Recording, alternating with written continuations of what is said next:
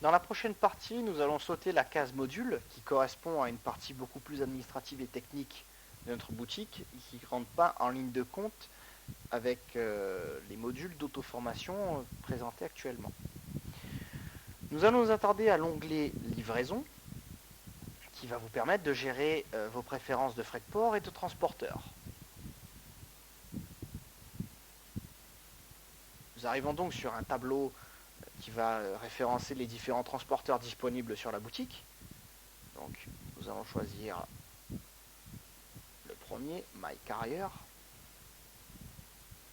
pour vous présenter le fonctionnement d'une fiche transport. Donc toujours pareil, un nom de transporteur, un délai de livraison qui s'affichera dans le tunnel d'achat du client, livraison sous 48 heures, 72 heures, etc. Vitesse qui permettra d'indiquer par ordre croissant quel est le transporteur le plus rapide. Par défaut, il est toujours à 0. Le logo et enfin une URL de suivi.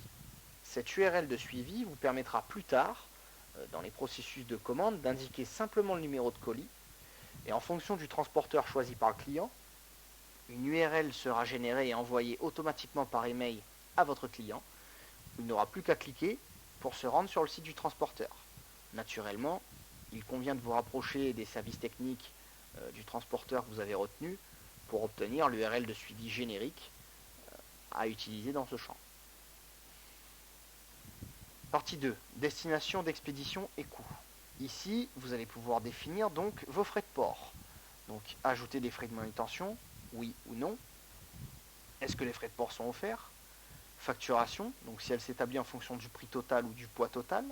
La taxe à appliquer. Et quel est le comportement hors tranche?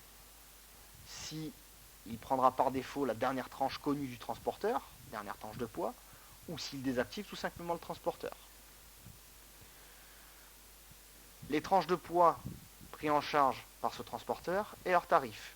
Par exemple, nous allons définir une tranche de poids cette fois-ci de 0 à 1 et déterminer que pour l'Europe et les États-Unis, le tarif est de 5 € hors taxe. Je vais ensuite ajouter une nouvelle tranche de 1 à 2 kg et définir que le prix est de 7 en Europe et de 8 aux États-Unis. Il vous suffira ici de recopier la grille tarifaire fournie par votre transporteur. Onglet numéro 3. Taille, poids et groupe associé. Ici, vous pouvez définir, s'il y a une restriction à ce niveau-là, la hauteur maximum du colis, la largeur, la profondeur et le poids maximum, ainsi que les groupes clients concernés par le transporteur. La fiche 4, qui est un récapitulatif, vous montrera tout ce qui a été enregistré lors des précédentes étapes, et enfin d'activer ou non ce transporteur. L'onglet préférences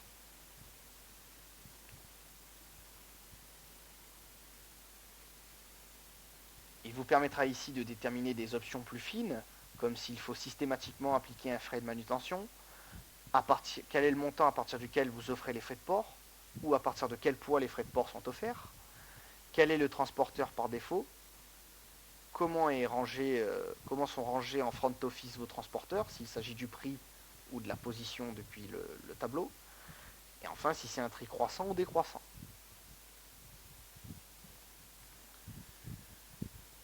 Dernier point, nous allons maintenant nous attarder à la partie préférences CMS. Les autres options des préférences requièrent certains niveaux de technique et des compétences d'administration web.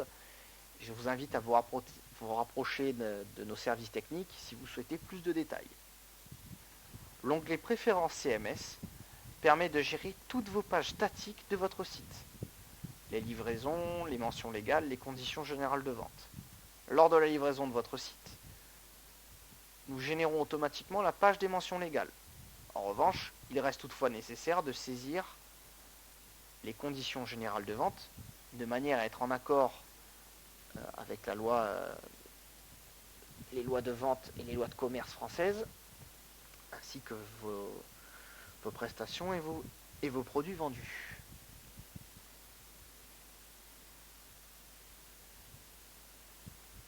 Ici, un éditeur de texte classique se présente à vous, vous n'avez plus qu'à saisir les différentes données.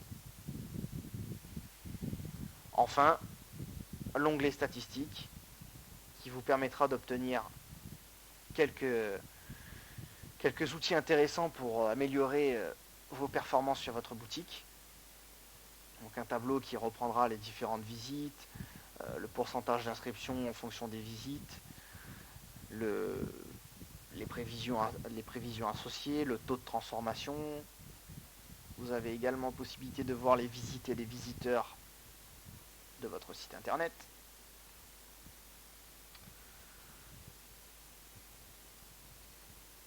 Et d'obtenir quelques visuels pour plus de confort. Sachez toutefois qu'il existe des outils beaucoup plus aboutis. Je vous invite encore une fois à vous diriger vers votre webmaster qui pourra installer des systèmes de surveillance et de contrôle beaucoup plus fins.